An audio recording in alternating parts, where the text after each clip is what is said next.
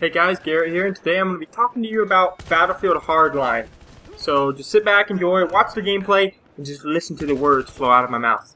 So, I've played Battlefield Hardline for a couple weeks now that I've owned it, and I waited a little bit before making a video because one, the game's fairly new still, it's only a couple months old, and I wanted to really play through the game modes and see what I thought about it, kind of give my impressions, and whether or not, even still, is it worth getting, because there's a lot of speculations in the community, which if you're a gamer of the Battlefield series, you probably know exactly what I'm talking about. So we're just going to talk about the game.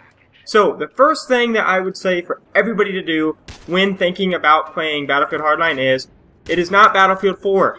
Don't compare this to Battlefield 4, you can't, because they play completely different, and it's a different idea completely. Two different companies make it anyway. So, with that out of the way, quick comparing.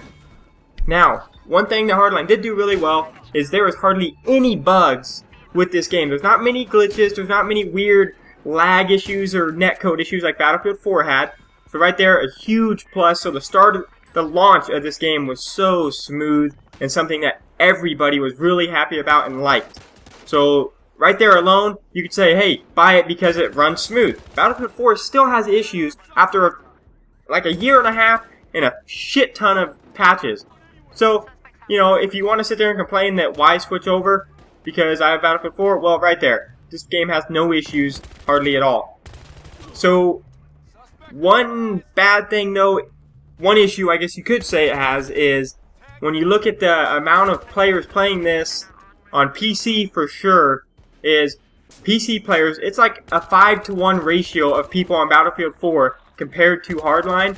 So it's probably not easy on PC to get matches started up as far as matches with, all the game types. I'm sure Conquest and stuff like that, the popular game modes have probably got matches, but to really play all the matches or game types, it's probably going to be hard on PC. Console, it's not as bad. On the PS4 and Xbox One, there's tons of players still on it. Like the peak days are like 20,000 to 30,000 compared to PC that gets up to only like 5,000. So right there's a huge... That might be something to sway you. If you're on PC, maybe stick with, another game because this game's just not that popular, which maybe, I don't know why that is. Console, it's really popular. So, one thing about the game types is, this game has pretty much the typical Battlefield game types. It's got the Conquest and Conquest Large, right there. So if you just love those game types, boom, you're going to be happy because it's just a first-person shooter with those game types. It also has Hotwire, Blood Money, Rescue, and, typical team deathmatch, which, in my opinion, the only two game types that are really full a lot are, well, there's three. Team deathmatch is going to be full on any first-person shooter. There is never going to be a team deathmatch that's empty on any first-person shooter. I mean, everybody knows that. Conquest, of course, packed. It's Battlefield. Conquest is going to be a popular game mode. It's always been a popular one, always will be.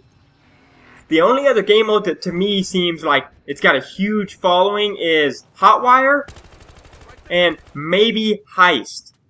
Heist and Hotwire are probably competing for the two most popular game modes outside of those two, and mostly because Hotwire is like the easiest way to level up in the game. It's the easiest way to level up and the easiest way to earn money, which in this game you earn money to unlock your weapons and attachments, not based on how much XP you have or what level you are. It's all about how much money do you have, can you buy it. So if you want to make the most money and level up the easiest, play Hotwire. You literally get in a car and just drive in circles. Or just drive in straight line. It doesn't matter, you just drive. And there's really no other thing to it. The bad thing about Hotwire, as you're seeing it in this video, is if you're not in a vehicle, you're pretty much just running around. It's a running simulator. Because it's hard to get many kills if you're not in a vehicle. Because you just kind of run, and everybody just flies past you at 100 miles an hour, and you're stuck. Because nobody waits for you to get in a vehicle. So Hotwire, I'd play with a squad of people you know, and then it's pretty fun, but it seems a little bit OP as far as money and XP goes. So I kind of try to stay away from it to really get the full experience of the game, but I do go to it every once in a while just to have a good time. If you want a fun, new, creative game mode, try Hotwire. Heist is pretty much, you take Rush and like Conquest almost and Team Deathmatch, and you like mix them together to have all their different, core elements, and that's one game mode. which is my favorite game mode. It's a really fun game mode. The criminals have to steal money and take it to a point. The cops have to stop the criminals from stealing the money and stop them from getting to the point. That's simple. It's like Team Deathmatch, and then it's like Conquest because you're capturing a point, and then it's like Rush because you're holding or attacking objectives. Boom. Simple as that. It's a really fun game mode. So those two game modes are the only ones outside of like Team Deathmatch and Conquest that are real popular right now on the systems. And then another thing that people are, complaining about this game would be the guns. Hardline has very few guns. Each class has maybe 5 to 6 guns total on both sides combined. Like total in-game, each class has about 6 guns. And each class has about 2 guns that are OP, wreck everything. Or according to the community, that's what it is. If you're an operator, you're using M416 or M16. If you're a mechanic, you're using the K10 or P90. And if you're the, if you are the support class or the professional class, you're pretty much professionals. All the sniper rifles are pretty much the same. They shoot really fast. They're good. They're all overall good. If you're the support class, which I forget what it's called because I don't play it, the Scar H would probably be your best bet if you wanted to use a really good weapon on that. So, the guns on this game probably do need balancing because if you're trying to branch outside of the K10 and P90 and the M416 and M16, you're really limited. Or you're pretty much putting a crutch on yourself and you really have to try hard to overcome those obstacles because in most close quarter battles, you're going to lose to people.